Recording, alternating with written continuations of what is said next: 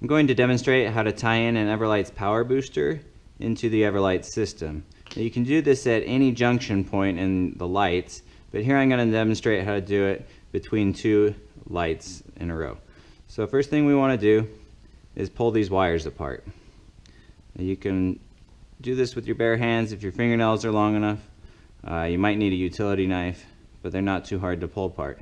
Next thing I want to do is identify the data wire, which is the middle wire. It does not have any writing on it. That wire we want to set to the side. We're not going to cut that or do anything with that.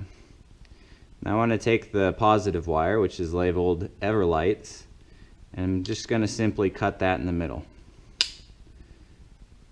Now off of each side here, we want to strip about 3/8 of insulation, 3/8 of an inch. And this is going to go inside our connector. Now it's important that one of these wires goes with the red wire from the power booster.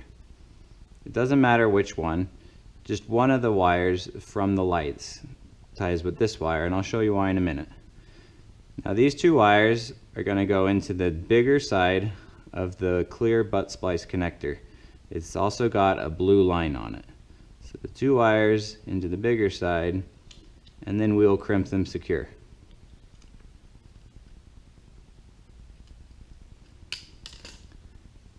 Now on the other side of this connector, we're going to put that other wire we stripped.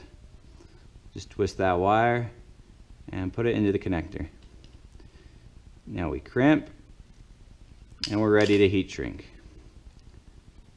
The reason why we wanted to put the power booster with one of the wires is so that we keep the proper spacing between lights. Here's an example of one that's done incorrectly. Here we've got the two wires from the lights going into the one side of the connector.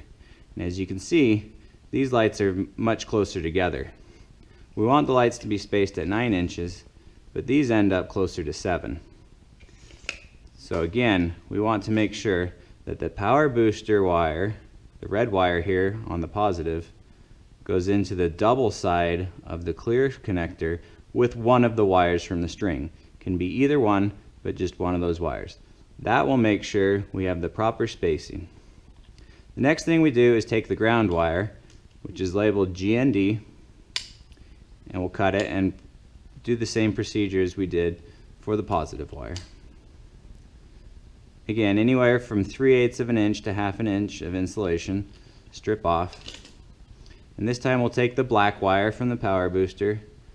We're going to choose the same direction as our other connector, twist them together,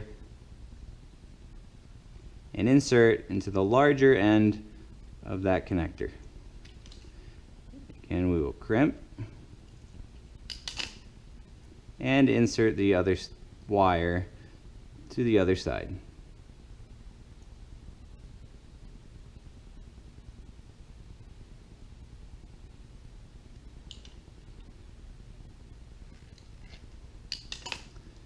Now to make this connection waterproof, we're going to heat shrink the connections.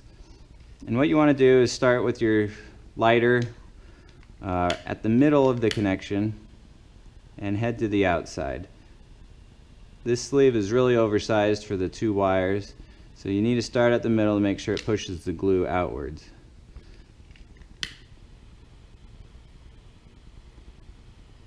And you'll see that gets a nice, good waterproof connection.